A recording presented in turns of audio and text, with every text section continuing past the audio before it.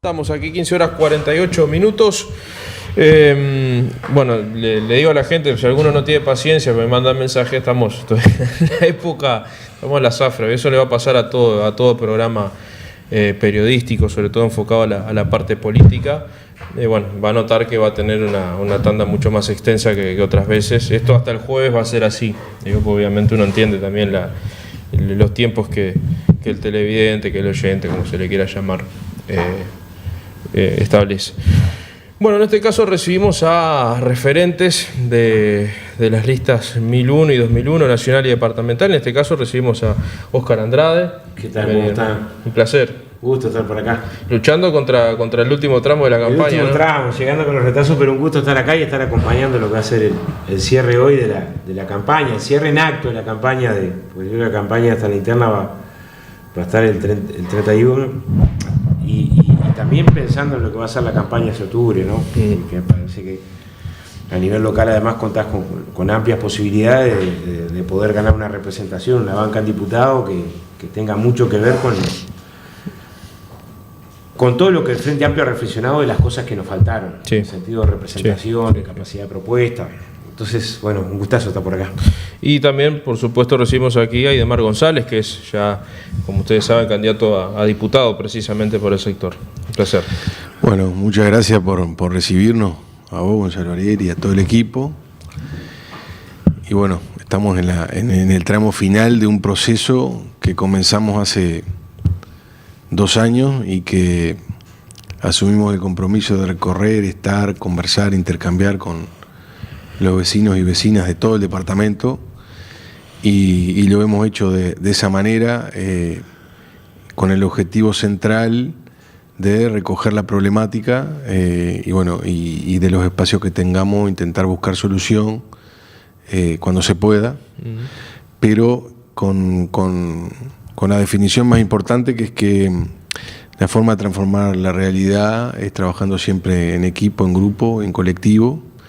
Y bueno, todo ese trabajo lo hemos desplegado en estas últimas semanas también, así que estamos en esta instancia, ¿no?, convocando al cierre de campaña de hoy, hora 19, en la Siria Libanesa, y bueno, en el tramo final, invitando a que todos voten el 30 de junio al Frente Amplio de la lista 1001 y 2001. Óscar, en esto, a ver, venís recorriendo hace un buen tiempo diferentes lugares del país, has estado bastante en el interior en el último tiempo. Y bueno, has visto muy de cerca lo que ha sido el proceso, primero de reestructura de aquí del Partido Comunista, y que ha levantado tanto que incluso ahora decías, tiene una chance realmente muy fuerte, es una chance real, incluso está esto probado en sondeos varios, de que bueno, tiene un nivel de intención de voto muy, muy interesante, muy importante, y que además ya lo había demostrado también en la propia elección interna del Frente Amplio. Bueno, nosotros primero que nada vamos a honrar una tradición que es anteponer los intereses generales que los sectoriales. O sea, el objetivo principal de este año es que el Frente Amplio recupere el gobierno y lo haga con mayoría parlamentaria. Ahí está el centro de nuestra estrategia, por eso transitamos rumbo a una campaña interna sin que la campaña interna nos distraiga en diputados sectoriales, sino que bueno, lo que hay que valorar es que el conjunto del cuadro conquiste, que el pueblo uruguayo y su instrumento, que es el Frente Amplio, conquiste el gobierno. Ese es el centro de la acción política. Simultáneamente a esto decimos, bueno, para lograr ese objetivo es muy importante enfrentar la autocrítica que se hizo el Frente Amplio. La autocrítica del Frente Amplio tenía que ver con no descuidar el trabajo de la militancia de base, dar la batalla cultural, la relación con los movimientos sociales. No puede una fuerza de izquierda estar en cortocircuito permanente con el movimiento cooperativo, con el movimiento sindical, con los movimientos en los barrios, con los colectivos de jóvenes. El tema de priorizar el programa. Fíjate que el Frente Amplio, la única vez que gana las elecciones sin necesidad de ir a segunda vuelta de las 3 veces, fue hace 20 años. Y a la interna no tenía interna. Ya íbamos con una fórmula consensuada. ¿Qué quiero decir? Que nosotros hemos trabajado en esta línea, por eso nos vieron enfrentando como enfrentamos la recolección de firmas de la ley de urgente consideración, la campaña posterior. En ese entonces nos dio en Durazno y a nivel nacional que Democracia Avanzada, que es el espacio político en el que está el Partido Comunista con un conjunto de aliados, hoy todavía más amplio porque estamos tratando de armar un espacio democrático avanzado sobre estas bases, pasó a ser después de mucho tiempo primera fuerza en la interna del FA. Me parece que ahí hubo una parte importante de los Frente Amplistas que se reconocieron en ese trabajo, que básicamente tiene que ver con una reflexión que diga, nosotros tenemos que conquistar el gobierno, pero conquistando el gobierno solo no va a alcanzar para que tengamos un movimiento de usuarios de la salud del tamaño que tenemos que tener para desmercantilizar la cuestión de la salud y transformarla en derechos. Eso es la sociedad organizada. Nosotros podemos conquistar el gobierno, pero los derechos de los trabajadores que tienen que hacerse respetar en cada rinconcito del país es que tengas un fuerte movimiento sindical que haga respetar los derechos de los trabajadores. El tamaño que precisamos del movimiento cooperativo, el papel de la academia jugando a la cabeza para resolver los grandes problemas del país, el movimiento por la cultura y por el derecho a la cultura, los movimientos por el techo. O sea, hay un espacio de protagonismo de la sociedad organizada que para nosotros es simultáneo a la que se construye la victoria electoral. Hemos intentado decir, este año enfrentamos desafíos electorales, pero a la vez desafíos políticos. Entonces, la candidatura de Aidemar, ¿qué refleja? Refleja esa característica del trabajo político durante todo el periodo. O sea, no lo van a conocer a Aidemar este año en los barrios, en las localidades del departamento, sino en un trabajo permanente de recorrida de los comités, tratar de representar con 1.000.000 de dificultades a punta de militancia. O sea, intentamos pensar que la democracia avanzada necesita pueblo organizado socialmente y también precisa pueblo organizado políticamente. O sea, la lucha por los cambios que el Uruguay precisa para ser menos desigual, para ser más justo, más democrático, menos violento, que tener como centro la dignidad humana a la hora de organizarnos, sino la codicia, digámosle, bueno, requiere movimientos en todas las direcciones, no son solo temas técnicos. Déjame ponerte algún ejemplo. El programa del Frente plantea aumento de salarios. Parece lógico en un país donde más de 500.000 de trabajadores cobran menos de 25.000 pesos. Y aumento del salario en relación al producto. Y plantea transformación científica tecnológica y que parte de esa transformación permita objetivos tan importantes como la reducción de la jornada laboral. Estos son objetivos justos, necesarios, posibles, pero no son objetivos fáciles. No pensamos que el poder económico va a acceder graciosamente a reclamos de estas características. Entonces, de este lado tenés que tener pueblo organizado para hacer posibles esos cambios. La reforma urbana, o sea, contar con cartera de tierras en zonas centrales para permitir el acceso a la vivienda a sectores medios y medios bajos y al movimiento cooperativo. Es justo, es necesario, pero el mercado inmobiliario que reproduce una lógica segregacionista en el territorio y expulsa a los pobres para afuera de las zonas céntricas y construye zonas selectas, no va a admitir graciosamente que esta sea la orientación de la política por fuera del mercado. Profundas políticas diferenciales para proteger a la producción familiar en una estrategia de soberanía alimentaria y pensando en la transición agroecológica. Bueno, es un enorme desafío, pero en general confronta con una idea que ha sido muy frontal a que vos juegues en el sentido de favorecer a una parte del sector y no a la otra parte del sector. Entonces, lo que digo es, nosotros creemos que el respaldo electoral, en todo caso, si lo logramos, va a estar dado porque se avale esta orientación. Se va a ver el domingo que viene si esto es así, que hasta qué grado maduraron estas condiciones y se va a ver en octubre. Pero en todo caso estamos con mucha convicción de hacer campaña desde este lugar. O sea, no disfrazar las ideas, decir, bueno, nosotros hacemos campañas desde este lugar. Nuestra postura es esta postura, que sea clara la postura. Déjame darte un ejemplo más. Hay una parte de la comunicación política que intenta presentarnos este año en los siguientes términos, ¿no? Lo simplifica mucho el problema. Dice, bueno, hay un 40% de la gente que vota al FA, eso es un voto consolidado. Hay un 35-40% que vota a la coalición de derecha, y eso es un voto consolidado. Y en el medio un 20, 25, capaz 30%, que sería el indeciso. Y intenta en la misma bolsa el indeciso decir, bueno, estos son votos de centro. Y por lo tanto nos invita, diciéndonos que estos son votos de centro, a que abandonemos nuestras posturas, las licuemos, porque si uno licúa su propuesta y la hace menos clara, eso estaría acercándote al electorado del centro. Bueno, yo creo que quien piensa así no milita.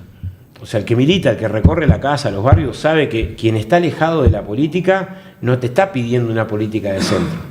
Está alejado de la política porque entiende que la política está alejado de sus problemas. Claro.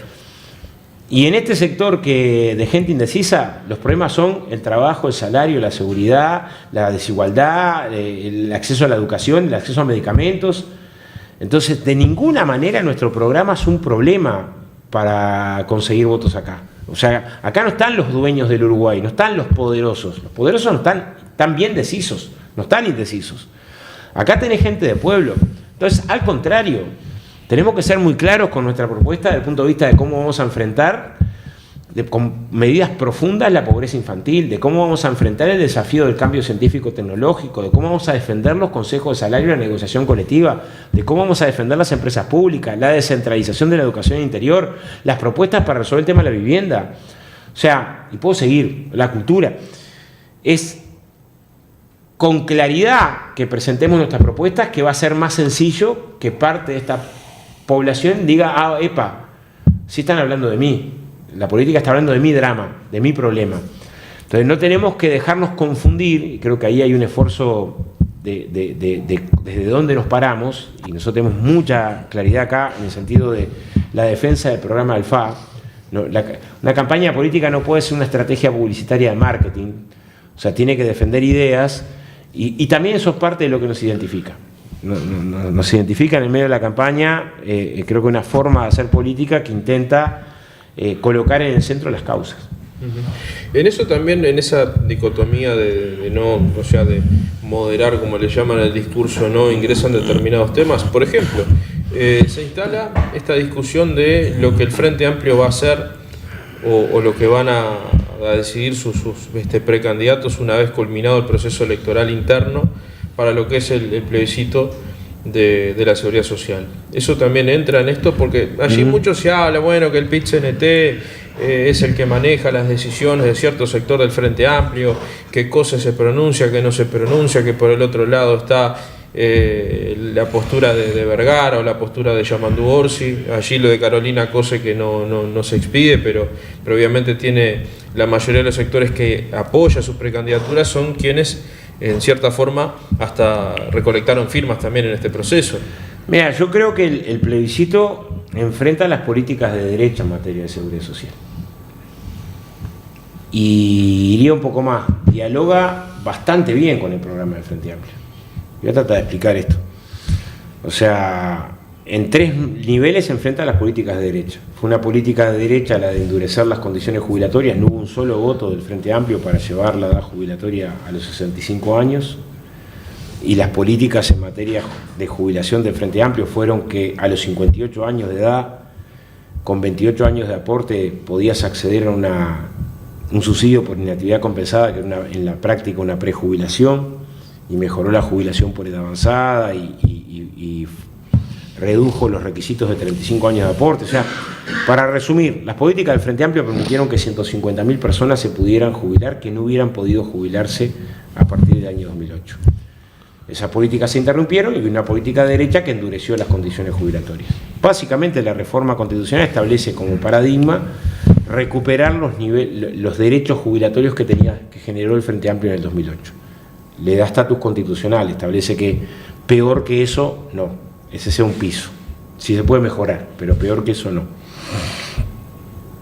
En segundo lugar, las políticas del Frente Amplio fueron muy importantes en el sentido de la mejora de las jubilaciones, tanto que se triplica la jubilación mínima. La jubilación mínima pasa de una base, se triplica en términos reales, no podría decir se multiplicó por 10 porque era 1.600 y pasó a 16.000, no, en términos reales se triplica. Pasó de una base de prestación y contribución a 3 bases de prestación y contribución. Si se hubiera mantenido la política de jubilación mínima que impulsó el Frente Amplio en este periodo de gobierno, la jubilación mínima hoy estaría en 20.500 pesos, bastante cercana a los 22.268 pesos que es la jubilación mínima, que es el salario mínimo nacional, perdón. El problema es que este gobierno no solamente no mantuvo esa política, sino que hasta cambió la base y la empeoró.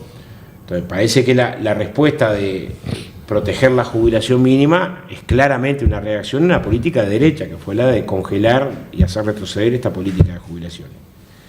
Y la privatización de las jubilaciones lo votó la derecha en el año 95. Lo que estamos haciendo el empeoramiento de la privatización de las jubilaciones, porque ahora son obligatorias, porque te permiten descontarte de tus ahorros cuando estás desocupado, que eso lo impedía el artículo 103 de la ley anterior, porque las AFAP desde diciembre del año pasado dejaron de reconocer las actividades bonificadas como maestros y médicos de radioterapia, sobre todo los públicos, porque te quitaron el 50% que tenías de beneficios si te afiliabas sin estar obligado y lo quitaron de manera retroactiva, porque duplicaron las comisiones que te cobra el Banco de Seguro, las aseguradoras, para traer aseguradoras privadas, y eso va en detrimento de tu futura jubilación hasta en un 20%. Son todas medidas que tomó la derecha. Entonces nosotros creemos que el plebiscito enfrenta las políticas de la derecha y decimos que dialoga bien con el programa Alfa, porque ¿qué dice el programa Alfa? Dice, llamar a un diálogo social para reformar la seguridad social sobre la base de poder jubilarse a los 60 años. No es que no habla de la edad, habla de los 60 años. Habla de permitir a todos los trabajadores que fueron perjudicados por estas leyes, en el sentido de el 50% que quitaron sobre la base de cálculo, poder salirse. Y estos casi 900.000 trabajadores que estás... Y habla del no lucro en la seguridad social. Entonces, y habla de mejorar la suficiencia en las jubilaciones. Entonces, nosotros creemos que el plebiscito, si lo tengo que ubicar en un lugar, está bien enfrentado a las políticas de derecha de los últimos 30 años en materia de seguridad social, y si bien no es reflejo directo del programa Alfa, dialoga bastante bien con el programa Alfa. Yo creo que sí, que hay que ser claro en materia de seguridad social, también suma. O sea, buena parte de estos indecisos seguramente tenga mañana problemas para jubilarse si no triunfa el plebiscito, o tenga jubilaciones más miserables que si no triunfa el plebiscito. ¿Es tan crucial como se dice para el Frente Amplio una definición en esto? Bueno, por ejemplo, si Carolina Cose es electa candidata por el Frente Amplio, diga precisamente su postura. A ver, yo no forzamos la decisión del FA porque era visto que teníamos posiciones distintas. En un momento, cuando tenías posiciones distintas, o sea, forzar una votación donde ganés 52-48, había que admitir que tenía sobre esto posiciones distintas, que van desde la posición táctica, quien dice, bueno, meter esto en la Constitución es muy rígido. Nosotros tenemos una opinión distinta, que nos parece que es bueno que sea rígido cuando son derechos tan importantes, porque rígido quiere decir que tenés que consultar a la ciudadanía para cambiarlo. Qué bueno que tengas que consultar a la ciudadanía para cambiarlo, porque te obliga a que los cambios tienen que ser cambios entendidos por la ciudadanía. No nos parece que sea un problema. No estamos diciendo que no se pueda cambiar. Capaz que mañana hay que cambiar los parámetros que hoy estamos colocando, pero para cambiarlos va a haber que haber un amplio consenso para cambiarlo. Entonces tenemos opiniones distintas sobre eso. Esas opiniones que eran distintas, dije, bueno, no parece ser lógico forzarlas. No estamos en la idea de que hay que elegir entre el niño pobre y el jubilado pobre. O sea, en un tercio de los hogares pobres viven jubilados que representan el 35% de los ingresos de esa familia. Entonces, cuando estás mejorando el ingreso de ese jubilado, mejorando la jubilación mínima, también estás combatiendo la pobreza. Hay un trabajo de CIMBE muy contundente en el sentido de que el recorte en el gasto previsional aumenta la pobreza en todas las franjas etarias, también en los niños. O sea, es no entender el Uruguay.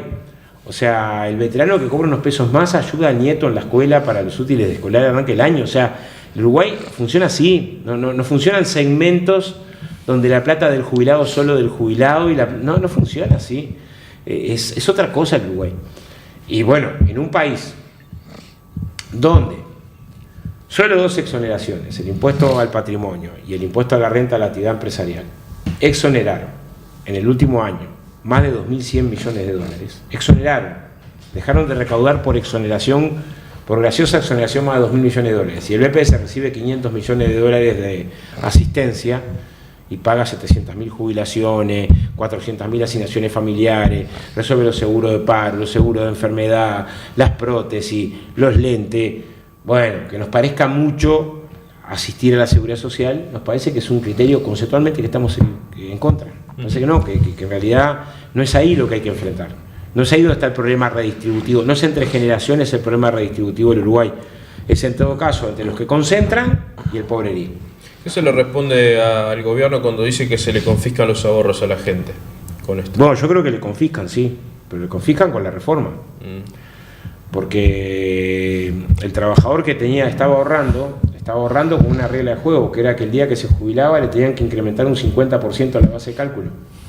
Y se lo sacaron. Eso es confiscarle su jubilación futura. Y el trabajador que estaba ahorrando con una comisión que era imposible cobrársela cuando estuviera desocupado. Y ahora a mitad de camino le cobran la comisión estando desocupado. Si un trabajador que esté un tiempo desocupado va a ver cómo le mastican de su ahorro. Eso sí es confiscar. Y le confiscan cuando le duplican la comisión. O sea, en junio del 2021, una decisión que pasó desapercibida, sin debate público, una decisión del Banco Central, ni siquiera un proyecto de ley, ¿no? Se duplicaron el porcentaje de comisiones que cobran las aseguradoras. Eso impacta en una jubilación futura hasta en un 20%. Lo mismo con la tasa de interés técnica. La tasa de interés técnica bajó a la mitad. ¿Qué quiere decir que bajó a la mitad? Que es que la tasa de interés que iban a tener mis ahorros bajó a la mitad. Por lo tanto, impacta mi jubilación futura. O sea, lo que estamos diciendo es que el régimen privado, aparte de ser de lucro, es de enorme imprevisibilidad, ¿no? Entonces, creemos que ahí hay confiscación. La reforma que hace, mejora las jubilaciones. O sea, lo que hace es mejora las jubilaciones. O sea, lo que va a lograr es mejorar las jubilaciones. Y hoy lo que no tenés es tu ahorro. Porque si no, yo le pediría a cualquier trabajador que vaya a la FAP y pida para hacer un surtido el fin de semana. No va a tener derecho a ese ahorro. Lo que tenés es un aporte jubilatorio igual que el del BPS. Lo único que el BPS es mejor, es público y otorga mejores jubilaciones. Y en el caso de la SAFAP, otorgan jubilaciones raquíticas. Nosotros repartimos por deciles las jubilaciones de AFAP. De los 60.000, las 60.000 primeras rentas vitalicias se le dice, ¿no? El nombre técnico. Las repartimos de a 6.000. De los 6.000 que cobran menos a los 6.000 que cobran más, hicimos promedio. Los 6.000 que cobran menos renta vitalicia, diciembre del año pasado, cobraban 126 pesos por mes. La segunda franja cobraba 700 pesos, la tercera 1.200 pesos, la cuarta 2.200 pesos. O sea, el 90% estaba en un promedio de renta vitalicia de 5.000 pesos. Antes que empeoraran con todas estas medidas. Estas medidas empeoran. Me gustaría que alguien viniera acá y pudiera explicar, de los que defienden la reforma, por qué un médico de radioterapia de ACE deja de cobrar su bonificada por parte de la SAFAP y un médico de radioterapia privado mantiene el cobro bonificado por parte de la SAFAP. Porque una educadora, una maestra de la escuela pública deja de cobrar la bonificada. ¿La maestra cómo cobraba? Cada 3 años le aportan 4. Entonces, una maestra que trabajó 30 años le aportan 40. La FAP le tomaba los 40 años como edad ficta para jubilarla y eso le mejoraba el porcentaje de renta vitalicia que cobraba esa maestra. Eso es así hasta el 30 de noviembre del año pasado. A partir del 1 de diciembre, la FAP solo le reconoce a las maestras que se hayan jubilado de la actividad privada la bonificación y no a las públicas. ¿Por qué? Porque la ley habilitó esa posibilidad. ¿Por qué la ley habilitó esa posibilidad? Nadie ha logrado explicarlo hasta ahora. Nadie. Fue Saldain, se consultamos, nadie, ningún legislador, no escuchaba a nadie que diga los fundamentos que tengo para defender de que le mantengo la bonificada a 2 trabajadoras que hacen lo mismo, una en la actividad privada y otra pública, pero la pública deja de cobrarla a partir de ahora. Bueno, eso fue esta reforma, estos cambios en materia de seguridad social que fueron hechos con muy poco tiempo de discusión política, parlamentaria, y que el plebiscito de alguna manera se enfrenta, ¿no? ¿Estarías dispuesto a un debate? Ya tuve 3, Pero uno ahora, sí, para claro. ese octubre. Sí, tuve 3, sí, claro. Tuve 3, tuve uno con Botana, otro con Mieres y otro con Gandini, tuve 3. Y creo que voy a tener uno con Sebastián da Silva, si se anima, acá en Durazno. Sí, claro. Sí. Estaría bueno que sea con el creador de este... Yo preferiría, en principio, con dirigentes políticos que encabecen lista, ¿no? Para estar equiparado en términos de que el otro representa, es candidato a... Pero sí, tuve ya 3 intercambios públicos sobre el tema de la reforma. Uno con el ministro de Trabajo del gobierno que la presentó, que increíblemente el ministro de Trabajo desconocía cosas de estas. O por lo menos dijo desconocer que el artículo 103 habilitaba a las AFAP a descontar comisión de lo que lo dice expresamente, de tus fondos cuando estás desocupado. Bueno, desconocía que antes del 2008 te exigían 35 años de aporte para seguir trabajando. Desconocía lo de la bonificada. O sea, ojalá tengamos un debate con mayor nivel de información. Y ahí me pasó que los que chequean información no anduvieron despabilados ese día como para chequear. Decir, señor, chequeen, por favor. ¿Por qué no se pudo en los 15 años de gobierno del Frente Amplio llevar adelante eliminar las AFAPs? Bueno, eso no se pudo, pero sí se hizo reforma profunda de la seguridad social. O sea, yo polemizo fuertemente con el que diga que no se reformó la seguridad social del Frente. Voy a colocar algunos ejemplos. Los tres elementos que se miden en la seguridad social, los tres estaban en crisis cuando el Frente Amplio llega al gobierno. La seguridad social se mide por cobertura, por suficiencia y por sustentabilidad. La cobertura es la cantidad de gente que puede jubilarse. La suficiencia es que la jubilación te dé para algo, y la sustentabilidad es que las cuentas cierren. En la cobertura teníamos un gran problema, que es que 7 de cada 10 trabajadores de la actividad privada no llegaban a jubilarse a los 65 años de edad con las exigencias de la reforma del 95. 7 de cada 10, es una tonelada de gente. Y esto se corrigió con la reforma del 2008, cuando bajamos de 35 años a 30 los años de aporte para poder jubilarse, cuando mejoramos la jubilación por edad avanzada, bajando de 70 a 65, cambiamos los criterios para el acceso de la jubilación por discapacidad. Antes vos tenías una discapacidad en el trabajo y te pedían un periodo de antigüedad. Y bueno, elegías cuando te reventabas la espalda. Capaz que hacía 2 semanas estaba trabajando. Claro. Te podías tener la discapacidad, pero no tenías la antigüedad. Bueno, y quedabas afuera. Y eso dejaba una tonelada de gente afuera de la posibilidad de jubilarse, aún teniendo una condición de discapacidad. Muy cruel, o sea, le damos situaciones muy crueles. El subsidio por actividad compensada, el año de seguro paro para mayores de 50, todos cambios en materia de seguridad social para la suficiencia, que estaba en un 92% y saltó a un 98% de la cobertura. Logramos la cobertura más amplia por distancia de toda América Latina. La cobertura. La suficiencia, bueno, triplicamos la jubilación mínima, hubo aumento de las jubilaciones de manera sostenida. Y la sustentabilidad, cuando el Frente Amplio asume el gobierno, precisamos 4 puntos del producto para financiar la seguridad social y bajamos eso a poco más de 1 punto del producto, que tuvo que ver con el salto enorme de cantidad de trabajadores aportando a la seguridad social de 900.000 a 1.500.000. La reforma más fuerte de la caja militar la vota el Frente Amplio. Cuando hay gente que dice no se tocó la caja militar, parece desconocer. O sea, un sargento que en esa época cobraba 36.000 pesos, se jubilaba con 71.000. Cobraba 36, se jubilaba con 71.000. Pasó de 71 a 29. O sea, no fue un cambio marginal. Esto es relato cuando se dice cambio marginal. Es cierto que igual no quedó en condiciones iguales al BPS, porque el BPS ofrece condiciones aún más bajas, pero en el 2018 tuvo la reforma más fuerte de la caja militar. Y no se eliminó la SAFAP, cosa que no estaba en el programa, pero se topió las comisiones de la SAFAP. O sea, la salida de los cincuentones y el topear las comisiones de la SAFAP fue en una dirección de los cambios. O sea, las AFAP cobraban de comisión arriba de 50 millones de dólares, las 3 AFAP privadas, y pasaron a cobrar 17. O sea, el tope de las comisiones tampoco fue marginal. Pero yo comparo esas políticas con las políticas actuales de seguridad social de este periodo de gobierno, y bueno, endurecieron las condiciones jubilatorias, bajaron las jubilaciones mínimas a la Constitución en general y habilitaron a las AFAP abiertamente a aspectos, a ser obligatorios, los cambios que hacíamos ahora. Entonces, yo creo que sí hubo cambios en los gobiernos del Frente Amplio en materia de seguridad social. Los cambios no fueron marginales, tanto que 150.000 personas se pudieron jubilar gracias a esos cambios. Eso no es que hiciste una movida pequeña, fue una movida importante.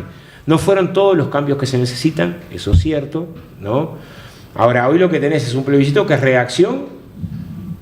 Voy a poner la 6ª medida, que tampoco se discute mucho. El artículo 259 aparte dice, bueno, no hay plata, ¿no? El artículo 259 de la reforma establece lo siguiente, que a partir de ahora entrarían a la SAFAP la caja profesional, la caja bancaria y la caja notarial, ¿no? Eso más o menos la gente lo sabe.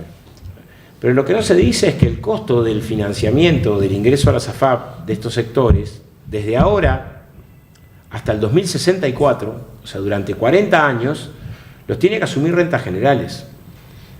O sea, durante 40 años, Juan Pueblo, o sea, la limpiadora va a tener que aportar a rentas generales para pagarle el aporte a la FAP al cirujano. ¿Por qué? O sea, ¿por qué? ¿Cuál es la razón? de que tengamos que absorber, Juan Pueblo, ese aporte para la SAFAP es un negocio. Yo no veo ninguna razón, no veo ninguna razón. No me parece prioritario que ese sea el costo fiscal que tengamos que asumir, me explico. Entonces, lo que nos dicen que no hay plata para financiar las jubilaciones mínimas, tendrían que explicar cómo es que sí hay plata para financiar el ingreso a la SAFAP. El texto es más o menos así. Dice, estos sectores entran a aportar a la SAFAP y lo que dejen de percibir las cajas porque estos sectores pasan a aportar a la SAFAP, lo vamos a cubrir desde rentas generales. Bueno, estamos de alguna manera, nosotros, de manera triangular, financiando el aporte a la SAFAP de parte de sectores que son de ingresos medios altos, ¿no? Estás hablando acá de trabajadores que cobran 20.000 pesos. Entonces, nos parece que el criterio con el que se hizo la reforma es un criterio regresivo. Otra de las cosas, y ahora voy a otro tema, tiene que ver con la realidad política del Frente Amplio. Ahora hablabas del objetivo, obviamente, de recuperar el gobierno nacional. El Frente Amplio, al tener entre sus opciones electorales a 2 intendentes, en este caso Cose y Orsi, le queda también la necesaria opción de reestructurar lo que es la composición de liderazgos en 2 departamentos claves en esto. ¿Se llegó a manejar en algún momento el nombre de Oscar Andrade? Para un montón de cosas. Sí, para un montón de, entre ellas Canelones, ¿no? Sí, Canelones, Montevideo, ministros. Sí.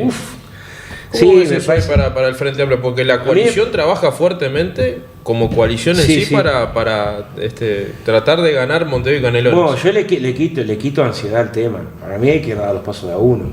Ahora, estamos una semana de la interna. Tratar de tener la mejor votación en la interna. Después recuperar el gobierno.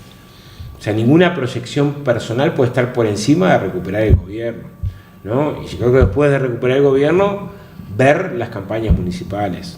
Ver las campañas municipales. ¿Qué es lo principal para las campañas municipales? ¿El candidato? No. El programa. O sea, yo creo que hay que regenerar una cultura política. O sea, ¿cuáles son los principales desafíos que tenemos al frente de Canelones, de Montevideo, de los ministerios? O sea, cualquiera que me venga a hablar de algo en algún lugar, lo primero que quiero discutir son las ideas, ¿no? ¿Qué querés hacer? ¿Qué querés hacer en transporte? ¿Qué querés hacer en vivienda? ¿Qué querés hacer en trabajo? ¿Qué querés hacer en desarrollo? O sea, pienso así la política. Entonces, ¿qué pasa? A mí me resulta recontra incómodo cuando primero está el nombre y parece que después del nombre tiene que venir el para qué. Bueno, no, yo creo que primero tiene que estar el para qué, en función del para qué los colectivos, y en todo caso después de los colectivos, ¿quién encabeza ese colectivo? ¿No? Y ahí te sentís más abrigado en una estrategia política. Si no, el otro parece que fue una carrera personal. Y la verdad, para mí la política no es carrera personal. Y si vamos al porqué, justamente a dónde se tiene que apuntar principalmente para mantener al Frente Amplio en estos 2 departamentos. Bueno, nosotros creemos mucho que hay que llevar a la cancha ese concepto de democracia avanzada, que ahí se juega una parte central del partido. Y democracia avanzada es que el protagonismo popular tenga mayor capacidad de desarrollo. Y esto es un inmenso desafío, porque es un desafío político, pero cultural. O sea, precisamos más sociedad organizada en comunidad definiendo los temas. Del deporte, de la cultura, de la convivencia, del ordenamiento territorial, de la educación. O sea, un gran cuello de botella de los procesos de transformación es el nivel de compromiso en los procesos de transformación. Entonces, ese es un desafío que un futuro gobierno del Frente Amplio no puede no pensarlo. O sea, tenés que articular de cómo generás condiciones. Me lo voy a decir de otra manera. ¿Qué pasó hace 20 años el último domingo de octubre? Así, bueno, está, ¿qué va a pasar? Ganamos elecciones, el Frente ganó. Entre Frente Amplista, porque acaba de ir, yo qué sé, la fórmula, Tabaré, Nin, el jingle, el logo. No, pero a ver, ese año, ese día, esa noche en la que todos nos abrazamos, en la que pensamos los compañeros que no pudieron llegar esa noche a verlo, había acumulado 150 años de historia. O sea, para que ese acontecimiento se diera ese último domingo de octubre, antes hubo décadas de lucha de trabajadores, de estudiantes, de acción de base, de resistencia a la dictadura, de forja a la unidad, de lucha contra la impunidad, de defensa de las empresas públicas, patriadas a lo largo y ancho. O sea, todo acumulado. Entonces el gobierno del Frente Amplio es esa construcción histórica, no por semblanza, por contenidos. Entonces, si eso es así, a partir de ahí cada conquista no es una conquista del gobierno, es una conquista del pueblo que conquistó el gobierno. Y esto es parecido, pero no es lo mismo. Voy un poco... Sí. Una cosa, sí. Porque una forma de entender la historia pone al pueblo como protagonista y la otra lo pone al pueblo balconeando. Y un proceso popular no puede poner al pueblo balconeando. Entonces, por eso, cuando nos preguntamos intendencia, ministerio, y si empezamos al revés, si empezamos por cuáles son los acentos que queremos en tal lado, ¿no? ¿Cuáles son los equipos que precisamos para esos acentos? Y después el candidato. Bueno, yo soy muy terco en defender esa idea. Aidemar, el énfasis mucho también de la campaña aquí ha estado mucho en la realidad también local, ni que hablar departamental, y allí se ha centrado también la participación de distintos referentes en distintas áreas. Aquí estuvo Magela Rinaldi hace unos días, por nombrar una, y después han estado diferentes integrantes del equipo abordando diferentes temas, gestión cultural, desarrollo humano en diferentes áreas. ¿Por dónde están los principales puntos para tratar precisamente y para que se visualice esa gestión como diputado, tomando en cuenta el montón de desafíos que Durazno presenta de aquí a estos años? Sí, nosotros consideramos que los equipos de trabajo que hemos conformado en distintas áreas con el objetivo de construir ejes programáticos en distintos temas son una cuestión central.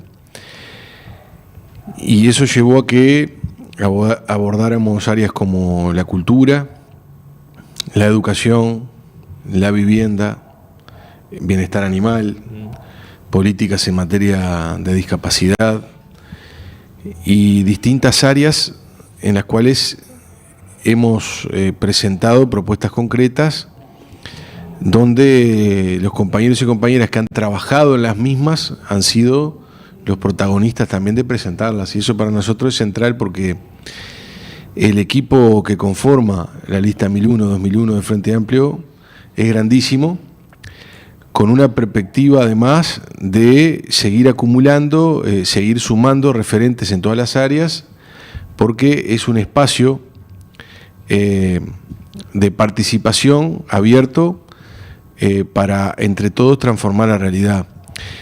Y ese concepto para nosotros está muy arraigado en la forma en que nosotros actuamos, porque consideramos de que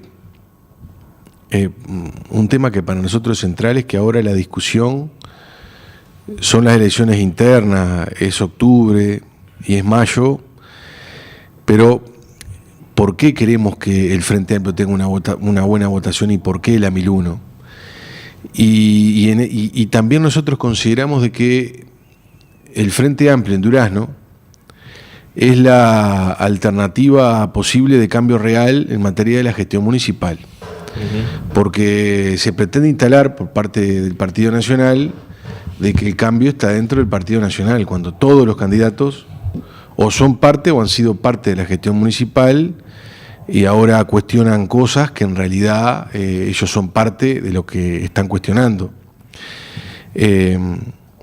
Durazno es el reino de los pozos y las balizas. Y cuanto más te vayas a la periferia, en los barrios, la situación es más compleja.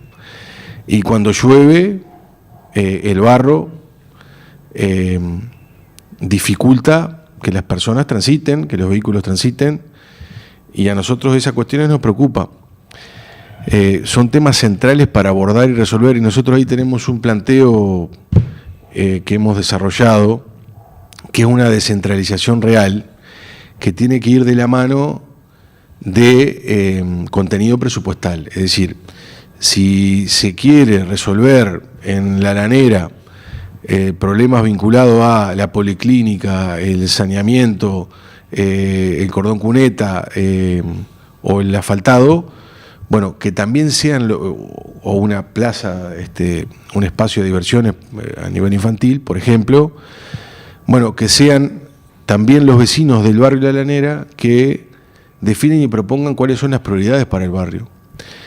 Pero así con cada barrio de Durazno, porque nosotros entendemos que las realidades son distintas también en función de la distancia a los servicios en función de la realidad concreta del lugar. Otro gran problema que para nosotros es central, que es el tema de vivienda. Y ahí nosotros hemos reafirmado, y lo continuamos haciendo, de que tiene que haber un estudio serio, responsable, con voluntad política para intentar resolver la problemática, vinculado a la crecida del río. Si bien está asociado al tema del cambio climático, hubo 3 crecientes este año, en 2 meses, en la cual en la primera hubo 3.000 personas evacuadas, pero hubo miles en estos 2 meses. Y además son familias que muchas veces están en hogares de bajos ingresos, que esto genera deterioro en materia edilicia, deterioro en materia de los bienes que tiene adentro, también pérdida de jornales, fraccionamiento familiar, la familia se separa por unos días. Y vaya si es un tema de responsabilidad desde el punto de vista humano y tener esa mirada puesta de que la acción política implica intentar transformar esa realidad para que mejorar las condiciones de vida de la gente y generar realmente igualdad de oportunidades.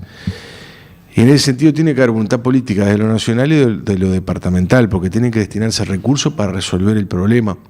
Y vaya si es un tema importante, un tema necesario resolver, y la situación de la vivienda en nuestro departamento, no solo vinculado a la crecida del río, sino en general, donde no hay soluciones habitacionales, y en la misma casa vive el abuelo, el padre, el hijo, el nieto, en piezas o en construcciones precarias, y nosotros creemos que tiene que haber un plan de viviendas que incluya al conjunto de la población, en la mayor medida que se pueda, con un relevamiento de carteras de tierras en lugares que den también facilidad de acceso a los servicios públicos. Es decir, los terrenos no solo tienen que ubicarse en lugares alejados del centro de la ciudad, cuando sabemos que hay terrenos baldíos en distintos puntos de la propia ciudad. Entonces, hay que promover soluciones habitacionales también y espacios de vivienda, después de un relevamiento de cartera de tierras,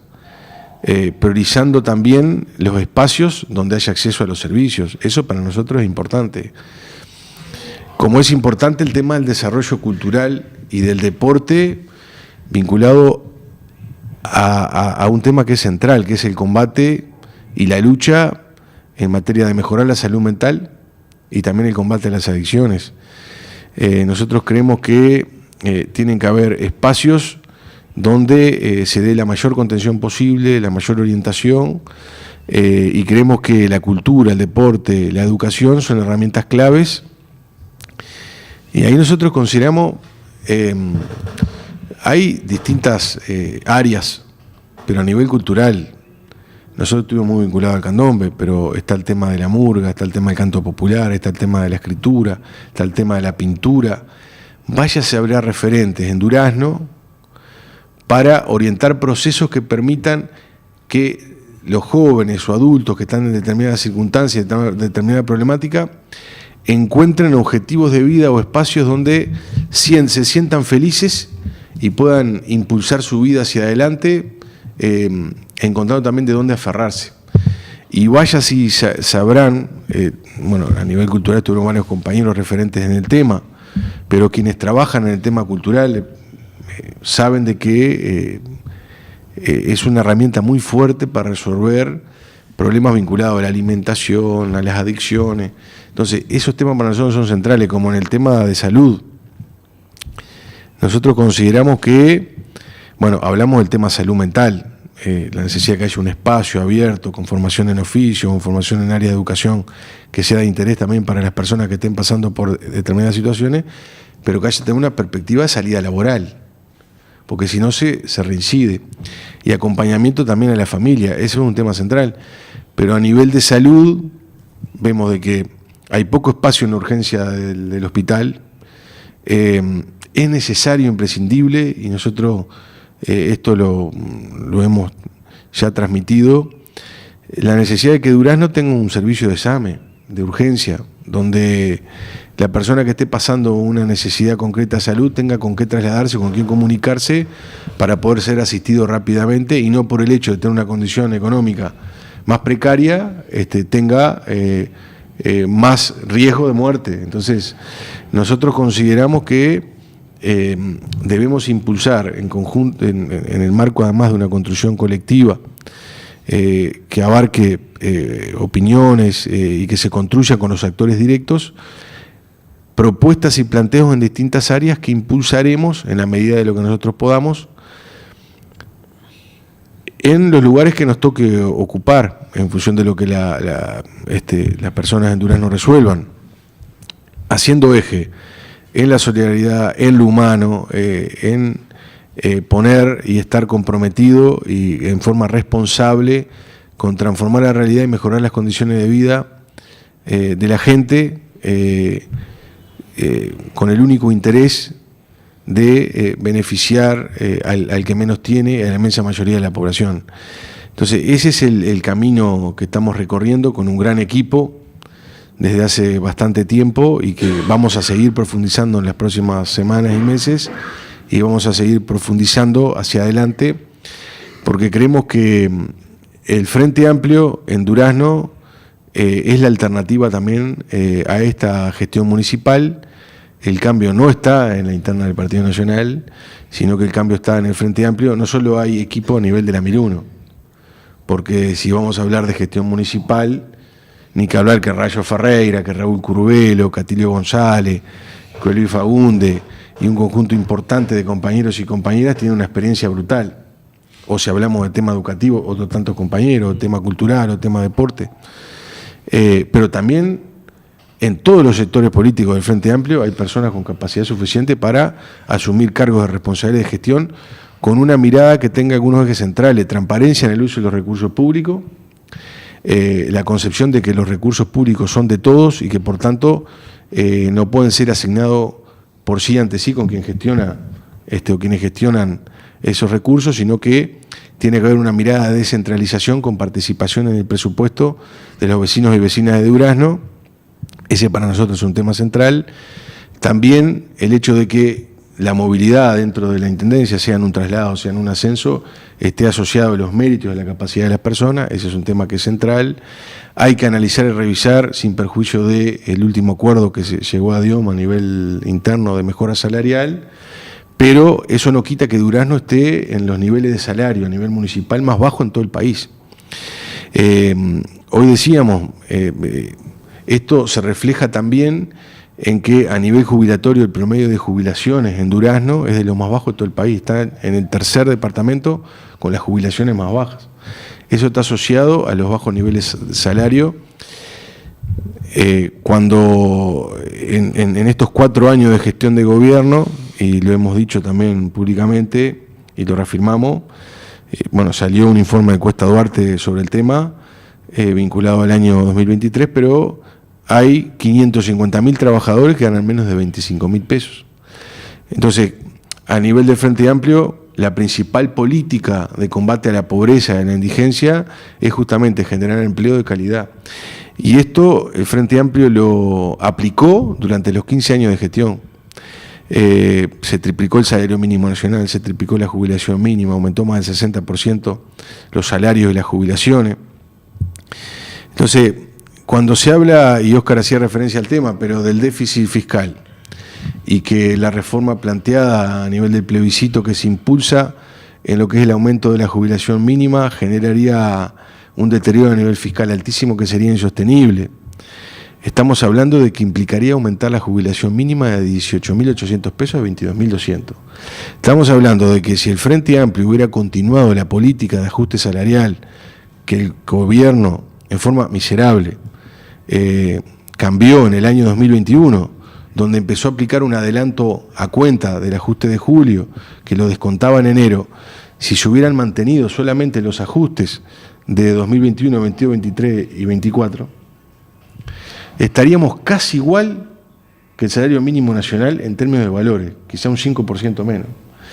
Entonces, si el Frente Amplio hubiera continuado con su política de priorizar al que menos tiene, y que la jubilación mínima, que hoy en Durazno, para que tengan una idea, es igual al valor promedio de los alquileres en Durazno. O sea, que un jubilado que cobra jubilación mínima y no tenga vivienda, no tiene cómo acceder a una vivienda, si sale al mercado de alquileres, es igual al monto que cobra de jubilación. Entonces, son bajos. Se plantea una suba que tampoco es tan significativa, es un 18%, pero es muy importante para esas familias. El Frente Amplio, si hubiera continuado con su política de ajuste, estaría arrimado a esos montos. Y se cuestiona el tema de que esto genera un déficit fiscal significativo y demás. El tema es dónde se asignan los recursos, cómo se asignan esos recursos, y lo hemos dicho también, pero en plena pandemia, cuando el gobierno resuelve recortar en materia presupuestal el gasto en inversión, recortar puestos de trabajo, recortar contratos, en el año 2021, en la ley de rendición de cuentas, a los adscriptos de los ministros le aumentó el sueldo de 80 a 180 mil pesos. Entonces, hay focos en materia de cómo se concibe la asignación de los recursos públicos, que nosotros tenemos otra mirada, que es integral, que es priorizar a la inmensa mayoría de la población, a los trabajadores jubilados, pensionistas, a los que menos tienen, con herramientas centrales como el empleo de calidad, la contención con una educación que Magela planteaba. Bueno, nosotros concebimos de que tiene que avanzarse en el tema de la autonomía, o sea, que haya un Congreso de Educación que dé una discusión de estos temas, y eso es parte de la discusión que tenemos que dar en caso de que el Frente Amplio sea gobierno. Todos estos temas están sobre la mesa, y desde el lugar que nosotros podamos aportar desde la 1001, con todo el equipo de trabajo, lo vamos a hacer con la convicción y el compromiso que hemos asumido a lo largo de nuestra vida, que no se limita a la acción política concreta en este momento del espacio 1001-2001 que nosotros integramos históricamente, sino que una historia de vida de dar lo mejor de nosotros hacia el otro, en lo social, en lo cultural, en las áreas que nosotros estamos, y esa es la forma que nosotros vamos a actuar permanentemente, porque está en nuestra forma de vivir, y eso lo aprendimos nada más y nada menos que de mi padre y de mi madre, del Boche Lazuli, y también, bueno, de toda nuestra familia tuvo siempre esa concepción de vida, ¿no? De dar al otro lo mejor de sí, pensando siempre en que eso que se aporta al otro es parte de esa construcción de vida que hace la felicidad humana, y eso para nosotros es central. Clarísimo. Reiteramos entonces, hoy a las 19 horas en la Sociedad Sirio-Libanesa, ¿verdad? Sí, cierre de campaña.